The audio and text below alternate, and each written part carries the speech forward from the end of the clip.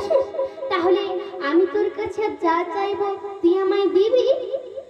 কৃষ্ণ, যদি আমার সামর্থ্য হয় তুই আমার কাছে আর যা চাইবি আমি তোকে দেব দেব দেব।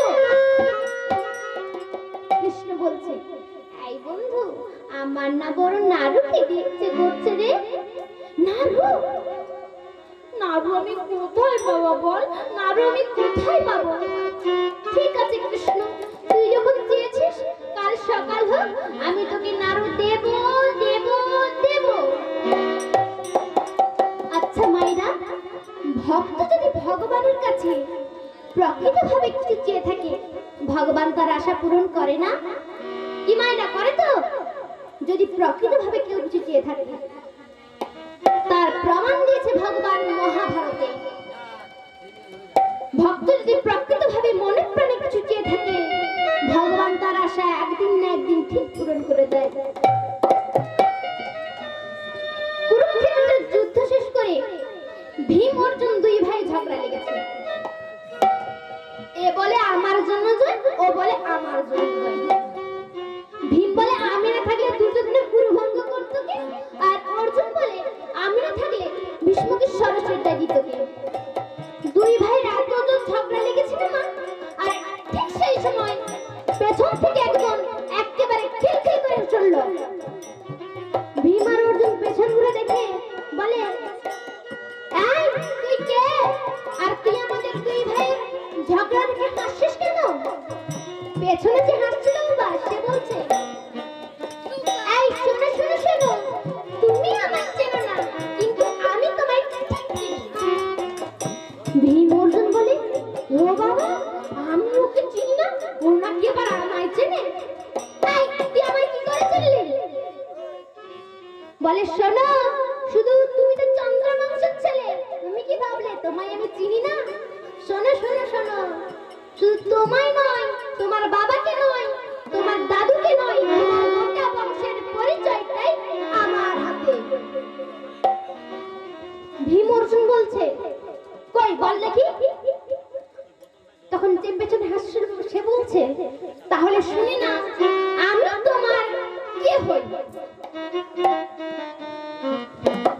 বিষ্ণু থেকে ব্রহ্মা, ব্রহ্মার পুত্র অগ্নিব, অগ্নিবের পুত্র সোম, সোমের পুত্র বুধ, বুধর পুত্র পূর্বা, পূর্বার পুত্র আয়ুষ, আয়ুষের পুত্র নহুষ, নহুষের পুত্র জন্মেঞ্জয়, জন্মেঞ্জয়ের পুত্র গতিষ্ঠান, গনিষ্ঠানের পুত্র মনুষ্য, মনুষ্যের পুত্র চারুকল, চারুকলের পুত্র রুদ্রাসন, রুদ্রাসনের পুত্র ঋদেশু, ঋদেশের পুত্র রক্তিনাথ, রক্তিনাথের পুত্র ব্যাভি, ব্যাভির পুত্র দুষ্মন্ত, দুষ্মন্তের পুত্র ভরত, ভরতের পুত্র ইক্ষু, ইক্ষুর পুত্র সম্পারণ, সম্পারণের পুত্র সুধন, সুধনের পুত্র জবন, জবনের পুত্র সৌদ্র, সৌদ্রের পুত্র সুধন, উপর্যবসীর পুত্র কীর্তি, কীর্তির পুত্র সহদেব, সহদেবের পুত্র সমাজি, সমাজির পুত্র কুসুর, কুসুরের পুত্র সুরভ, সুরভের পুত্র বিহরদ, বিহরদের পুত্র আজকানু, আজকানুর পুত্র অগ্রধর, অগ্রধরের পুত্র দেবঋষি, দেবঋষির পুত্র ঋক, ঋকের পুত্র বিদিক, বিদিকের পুত্র পতিত, পতির পুত্র শান্তনু, শান্তনুর পুত্র বিচিত্রবীর্য, বিচিত্রবীর্যের পুত্র পাণ্ডু, পাণ্ডুর পুত্র ভীম, আর ভীমের পুত্র ঘটোৎকচ, আর ঘটোৎকচ আমার নাম হলো বর্বরী। যেই না বলেছিল মা আমার নাম হলো বর্বরী, ভীম অর্জুন বলে, ও বাবা, আমি এতক্ষণে বুঝেছি, তার মানে আমার ছেলে ঘটোৎকচ আর তার ছেলে তুই বর্বরী। তার মানে তুই তো আমার নাতি। তাহলে হ্যাঁ রে, তুই যদি আমার নাতি হলি, তাহলে তোর দেহটা নেই, এই মাথাটা ঝুলছে কেন? বলে, কৃষ্ণ, আমার দাদুকে বলে দাও তো, আমার এই দেহটা নেই, এই মাথাটা ঝুলছে কেন?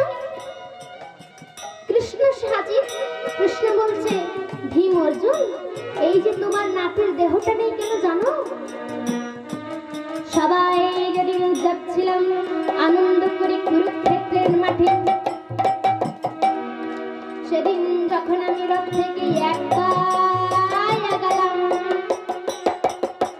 তোমার নাতি বরাবরই আমার পত্র অবরোধ করে বলল, কৃষ্ণ গো তুমি যুদ্ধে যাচ্ছ যাও, যদি বরাবরই একবার মাঠে খেলতে নামে তুমি পঞ্চ পাণ্ডবকে জয়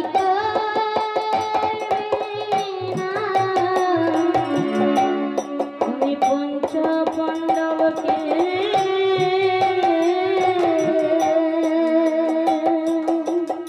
জয় তুমি পঞ্চ পাণ্ডবকে জয়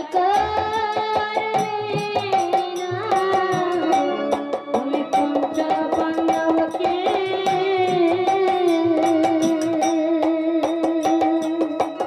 জয় বরবরি বলছে, কৃষ্ণ আমি তোমার সামনে দাঁড়িয়ে চ্যালেঞ্জ দেখালাম, পারবে না তুমি পঞ্চ পাণ্ডবকে মাঠ থেকে জয় করিয়ে আনতে। ভগবান বলছে, এই তুই কত বড় বললি যে ভগবানের সামনে দাঁড়িয়ে চ্যালেঞ্জ দেখাচ্ছিস, আমি নাকি পারবো না পঞ্চ পাণ্ডবকে মাঠ থেকে জয় করিয়ে আনতে। বরবরি বলছে, কৃষ্ণ আমি অসাধ্যকে সাধন করেছি। তখন ভগবান বলছে, কই তার প্রমাণ দেখা দেখি। বলে, কি প্রমাণ কৃষ্ণ?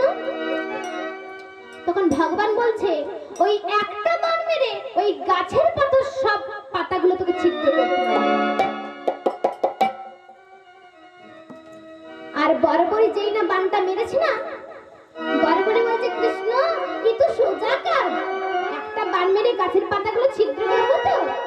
আর যেই বাণটা মেরেছে গাছের পাতাগুলো ছিদ্র হয়ে যেই বাণটা ফিরে এসেছে, ভগবান একেবারে খিলখিল করে শুনলো।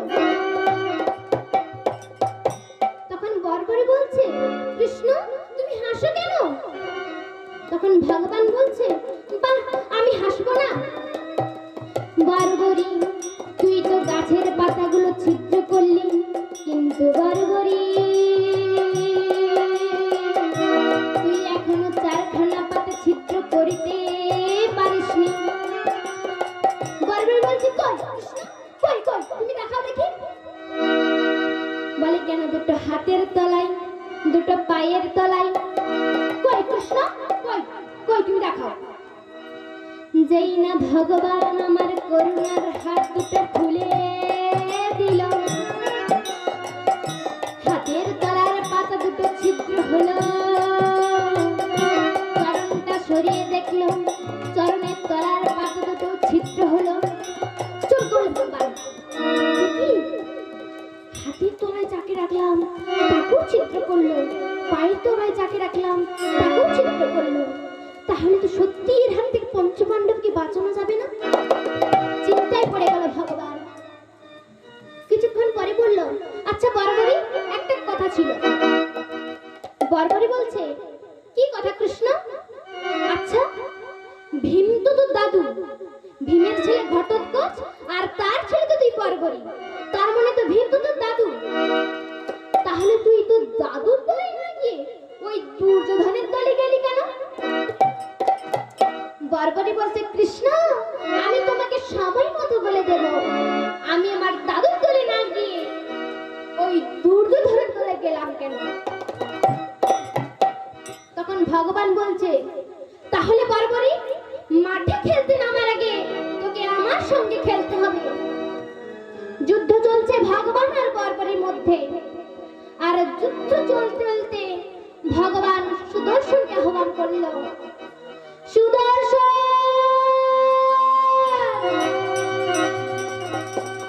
আর যেই না সুদর্শনকে আহ্বান করেছে মা, সুদর্শন চক্র যেই না হাতে এসে দাঁড়িয়েছে, ওই সুদর্শন চক্র দিয়ে বরবরিকের মস্তকটা একেবারে ছেদন করে দিল। বরবরিকের কাটা মাথায় ধরে গড়া পড়ে যাচ্ছে, কাটা মাথায় কৃষ্ণ কৃষ্ণ বলে কাঁদছে। ভগবান ছুটে গিয়ে বরবরিকের মস্তকটা করে নিয়ে পড়ল। বরবরি বরবরি তুই একবার কৃপা করে, করুণা করে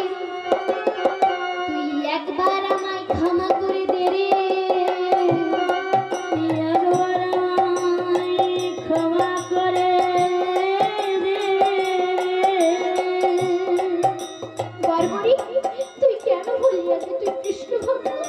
তুই যদি বলে দিতি তাহলে তো আমি তোর মস্তককে ছিন্ন করতাম না। কাটা মাথায় মাথাটা বলে, কৃষ্ণ আমি বলবো কি করে? তুমি জানতে চেয়েছিলে না আমি আমার দাদুর তলে না গিয়ে ওই দুর্যোধনের তলে গেলাম কেন? তবে শোনো কৃষ্ণ, আমার মা আমাকে ছোটবেলা থেকে শিখিয়েছে, খোকারি যে দলে তোর দাদু থাকবে তুই সে দলে থাকবি না। কোনোদিনও যদি কোনো কারণবশত তোকে যুদ্ধক্ষেত্রে নামতে হয় তুই তোর দাদুর দলে থাকবি না। কারণ তোর যদি মৃত্যু হয় তাহলে তোর মৃত্যু হবে কৃষ্ণ ভক্তের হাতে, আর তোর যদি কৃষ্ণ ভক্তের হাতে মৃত্যু হয় তাহলে তোর দেহটা আর নরকে যাবে না, তোর দেহটা চলে যাবে দেবলোকে। কৃষ্ণ গো, আমি ভেবেছিলাম বোধহয় কৃষ্ণ ভক্তের হাতে মৃত্যু হবে, কিন্তু কৃষ্ণ রে আমি তো ভাবিনি স্বয়ং ভগবানের হাতে আমার প্রাণ চলে যায়। কৃষ্ণ রে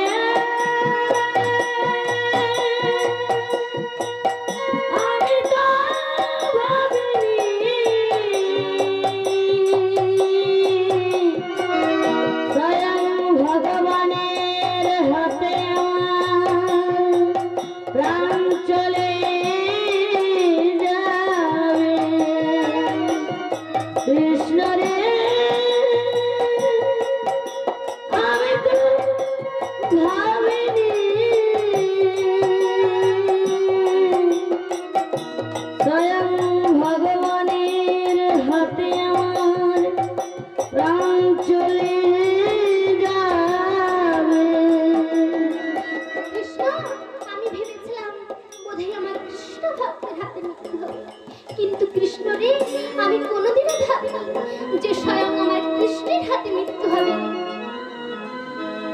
তখন ভগবান বলছে, আচ্ছা বর্বরী, তোর আমার কাছে কি চার আছে বল, তুই আমার কাছে কি চাস বল। বর্বরী বলছে, প্রভু গো, ভগবানের কাছে ভক্তের চাওয়ার জিনিস তো একটাই, তুমি কৃপা করে তোমার রাতুল চরণে আমায় আশ্রয় দাও গো, কৃপা করে তোমার রাতুল চরণে আশ্রয় দাও।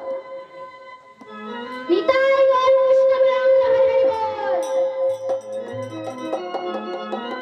ভগবান বলছে, বর্বরী আমি তোকে আশীর্বাদ করলাম, তোর এই মাথাটা হয়ে থাকবে অমর, তোর এই মাথাটার কোনোদিন মৃত্যু হবে না, আর তুই আমার আশীর্বাদে এই কুরুক্ষেত্রের মাঠের যুদ্ধটা তুই সম্পূর্ণ দর্শন করতে পারবি। যার জন্য ভীম অর্জুন ঝগড়া লেগেছিল না, এ বলছিল আমার জন্য জয়, ও বলছিল আমার জন্য জয়। বর্বরী বলে, মূর্খ মূর্খ তোমরা মূর্খ, তোমাদের জন্য জয় নয়। আজ আমার কৃষ্ণ ভগবান যদি না থাকিত, তোমাদের এত ভাইয়ের কি প্রাণ বাঁচিত।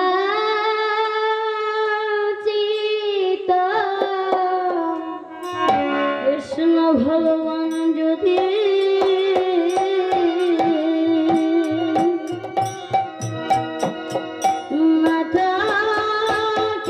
থাকিত,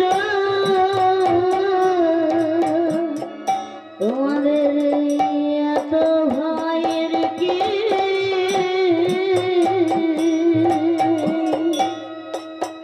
প্রাণ বাঁচিত। আমার কৃষ্ণ ভগবান যদি না থাকতো তাহলে তোমাদের এত ভাইকে প্রাণ বাঁচত। ওই ভীষ্মের মতো ব্যক্তি যার ইচ্ছা মৃত্যু, তাকে কি তোমরা কোনোদিনও বধ করিতে পারতে? তাই আমার কৃষ্ণ ছিল বলে তোমাদের এত টানা প্রাণ বাঁচিল,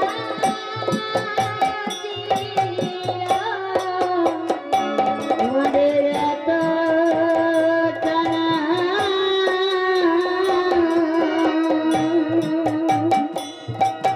প্রাণ বাঁচিল।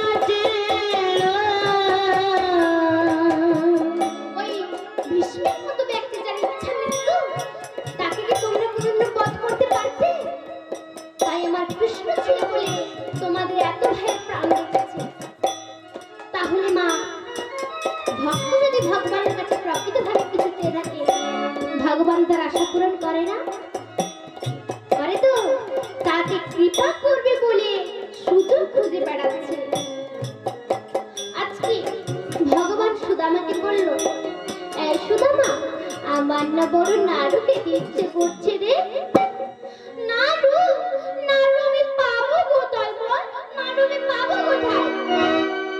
কেন? গুরুমা না রান্নাঘরে অনেক নাড়ু করে রেখেছে। চুরি? আমি তো ব্রাহ্মণ, আমি তো জীবনে কোনোদিনও চুরি করিনি। আমি চুরি করবো কি করে? এই তুই আমায় ভালোবাসিস? যা বলছি তাড়াতাড়ি যা। সুদাম বলছে, কানাই যদি গুরুমা আসে তুই আমায় বলে দিবি তো? হ্যাঁ দেব দেব দেব, তুই যা তাড়াতাড়ি যা। ও মাইরা, কৃষ্ণ রান্নাঘরের দরজায় পাহারা দিচ্ছে আর সুদামা নাড়ু চুরি করতে গেছে। সবে মাত্র দুটো হাতে দুটো নাড়ু নিয়েছে।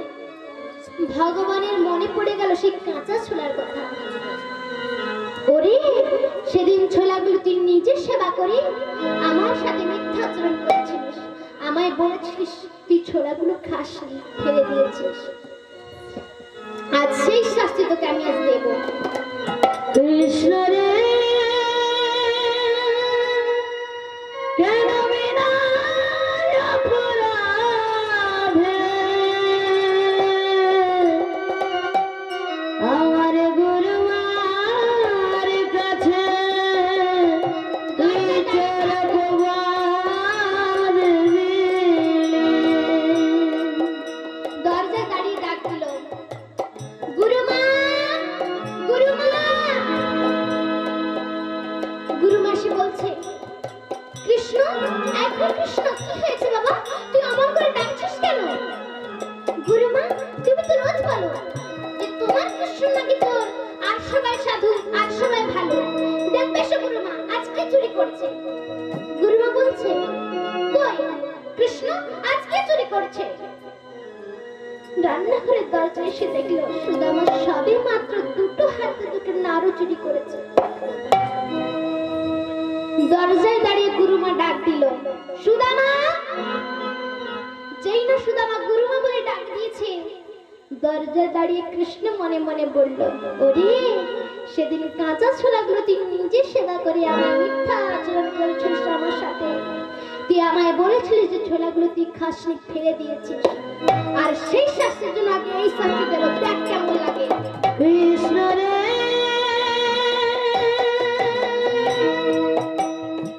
কেন বিনা অপরাধে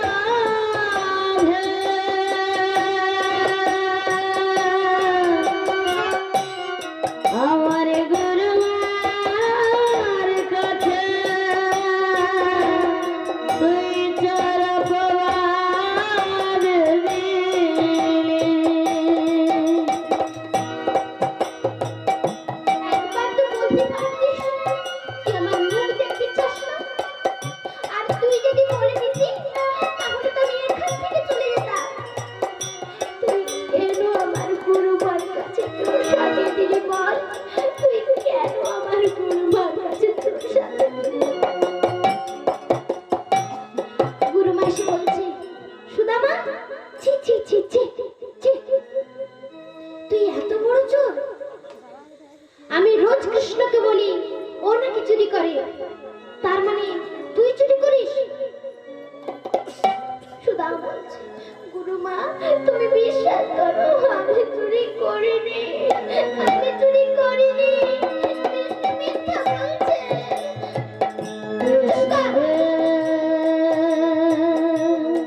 লজ্জা করে না? আমি তোর চরণে কি অপরাধ করেছি? কৃষ্ণ একবার বলে দে, একবার বলে দে।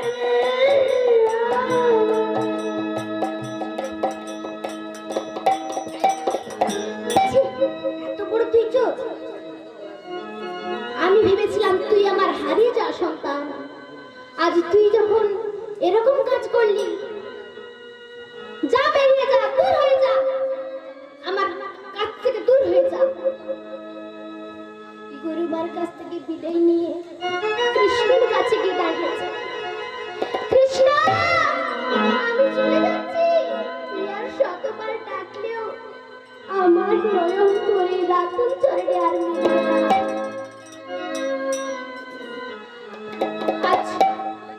সুদামা চলে যাচ্ছে। পাগলের মতো দুটো হাতে দুটো নাড়ু নিয়ে যমুনার ঘাটে গিয়ে দাঁড়িয়েছে। চোখের জল যমুনার জল দুটো এক হয়ে যাচ্ছে, কিন্তু বাবা নাড়ু দুটো ফেলে ওদের কৃষ্ণর জন্য চুরি করেছে, নাড়ু দুটো ফেলেনি।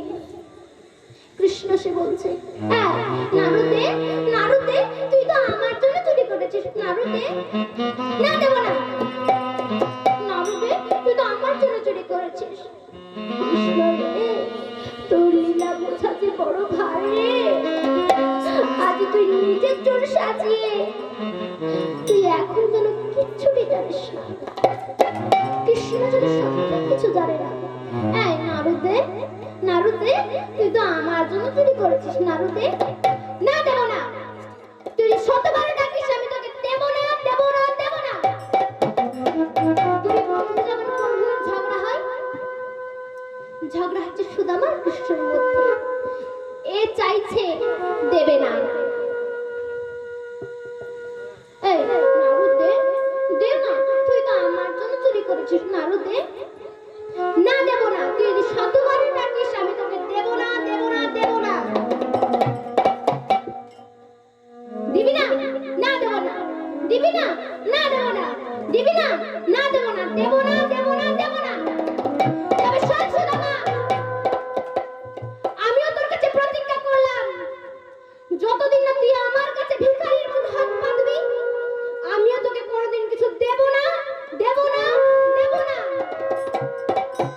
সুদামা বলছে, শোন কৃষ্ণ, সাক্ষী নিলে আকাশ বাতাস মানব দানব পশু পাখি খেচর খেচরি, আমিও তোর কাছে প্রতিজ্ঞা করলাম, জীবনে যদি মৃত্যুই চলে আসে আমিও তোর কাছে কোনোদিন হাত পাতবো না, পাতবো না, পাতবো না। ও মাইরা, শুরু হয়ে গেল ভক্ত আর ভগবানের লড়াই। আচ্ছা মাইরা, ভক্তের জয় না ভগবানের জয়? ভক্তের জয়, তাই তো? কৃষ্ণ সুদামার ঝগড়া হয়েছে, দুই বন্ধুর ঝগড়া হয়েছে। কৃষ্ণ চলে গেল গুরুর আশ্রমে। এ জগতে বাবা যারা লক্ষ্মী কালী দুর্গা সরস্বতী তাদের বাপ, যারা কৃষ্ণ ভক্ত হয় তাদের যে সারা জনম কাঁদতে হয়। যেই কৃষ্ণ চলে গেল গুরুর আশ্রমে, কিছুক্ষণ পরে একটা ছেলে খবর এনেছে, সুদামা, সুদামা, আমি এখন তোমার বাড়ি থেকে দেখে এলাম তোমার মা রচনা দেবীর মৃত্যু হয়ে গেছে। কৃষ্ণ,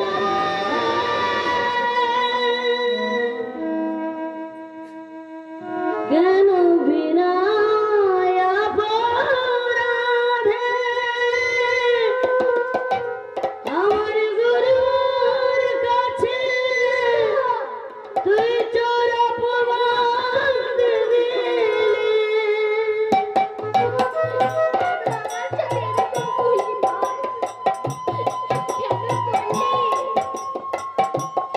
আজ পাগলের মতো সুদামা ছুটতে ছুটতে গিয়ে মায়ের বুকের উপর ঝাঁপিয়ে পড়েছে।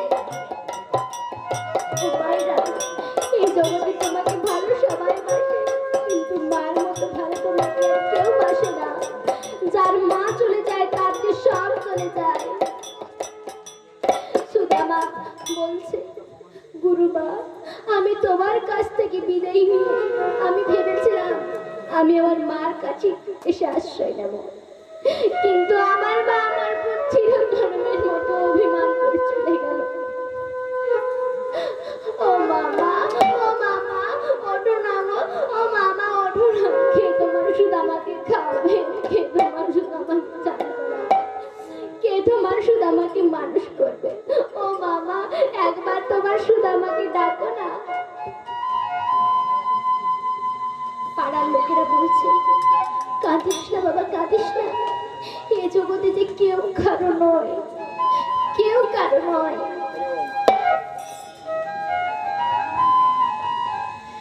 আপন আপন করছো যারে, বন্ধু সে তুই আপন নয়।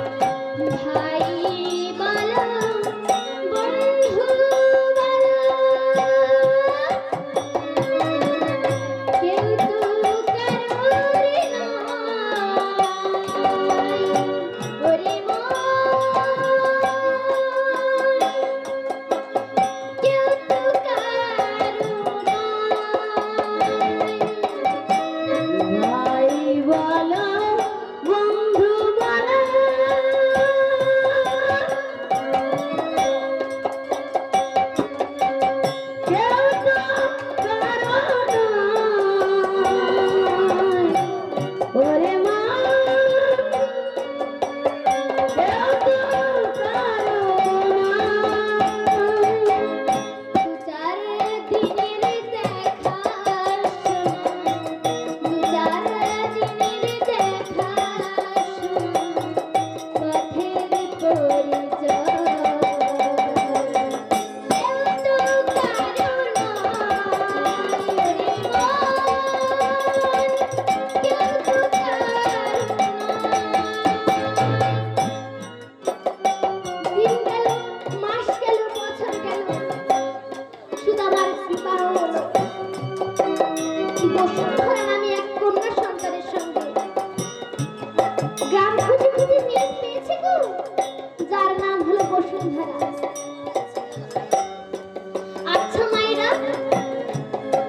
ভগবান কি সংসারের মধ্যে থেকে পাওয়া যায় না সংসারের বাইরে থেকে পাওয়া যায়? কি গো মায়েরা বলুন, সংসারের মধ্যে থেকে পাওয়া যায় না সংসারের বাইরে থেকে? মধ্যে থেকে তো? তাহলে শুনুন, একদিন নারদ বলল, ভগবান কৃষ্ণকে প্রশ্ন করেছে, আচ্ছা প্রভু, তোমার সব থেকে বড় ভক্তকে? তখন ভগবান বলছে, যারা সংসারের মধ্যে থেকে আমাকে ভজনা করে তারাই হচ্ছে আমার সব থেকে বড় ভক্ত। নারদের মনে বড় অভিমান হলো, বলল, বাহ, আমি সারাদিন রাত নাই দিন নাই সারাদিন নারায়ণ নারায়ণ করেই যাবি, আর প্রভু বলছে নাকি যারা সংসারের মধ্যে থাকে তারাই নাকি সব থেকে বড় ভক্ত। নারদ গেছে প্রভুর কাছে, প্রভু, সংসারের মধ্যে থেকে ভগবানকে পাওয়া যায়, এটাই বলছেন তো যে যারা সংসারে থাকে তারাই তোমার সব থেকে বড় ভক্ত? তার প্রমাণ দিতে হবে। তখন ভগবান বলছে, ঠিক আছে, আমি প্রমাণ দিচ্ছি। আচ্ছা নারদ, তুমি এক বাটি তেল আনো, কানায় কানায় পরিপূর্ণ করে আনবে, ঠিক আছে? নারদ এনেছে। নারদ বলছে, প্রভু, আমি এক বাটি কানায় কানায় পরিপূর্ণ করে তেল এনেছি। তখন ভগবান বলছে, ওই এক বাটি কানায় কানায় পরিপূর্ণ তেল তুই 50 হাত নিয়ে যাও আর 50 হাত নিয়ে আসো। নারদ বলছে, প্রভু, এটা কোনো ব্যাপারই নয়। 50 হাত নিয়ে গেল আর 50 হাত নিয়ে এলো। নারদ সে বলছে, প্রভু দেখুন, আমি এক ফোঁটা তেল ফেলিনি, 50 হাত গেছে আর 50 হাত এসছি, এক বিন্দু পড়েনি। তখন ভগবান বলছে, আচ্ছা নারদ, তুমি তো 50 হাত গেলে 50 হাত এলে, তুমি আমার কথা কতবার ভেবেছো? তখন নারদ বলছে, প্রভু গো, আমি এই 50 হাত গেলাম 50 হাত এলাম, এই তেলের কথা ভাবতে ভাবতে না আমি তোমার কথা ভুলেই গিয়েছিলাম। তাহলে নারদ, যারা সংসারে থাকে তাদের নুনের চিন্তা হয়, চালের চিন্তা হয়, ডালের চিন্তা হয়, তার মধ্যে থেকেও তারা আমাকে ডাকে। আর তুমি সামান্য 50 হাত গেলে 50 হাত এলে, তুমি আমার কথা একবারও ভাবলে না? তাহলে তুমি বলো সব থেকে বড় ভক্তকে? তখন নারদ বলছে, প্রভু, আমার ভুল হয়ে গেছে, আমায় ক্ষমা করে দাও। আমি বুঝতে পেরেছি যারা সংসারে থাকে তারাই হচ্ছে তোমার সব থেকে বড় ভক্ত। তাহলে মায়েরা, ভগবানকে সংসারের মধ্যে থেকে পাওয়া যায়, তাই তো? শুধু আমার বিবাহ হলো, বসুন্ধরা নামে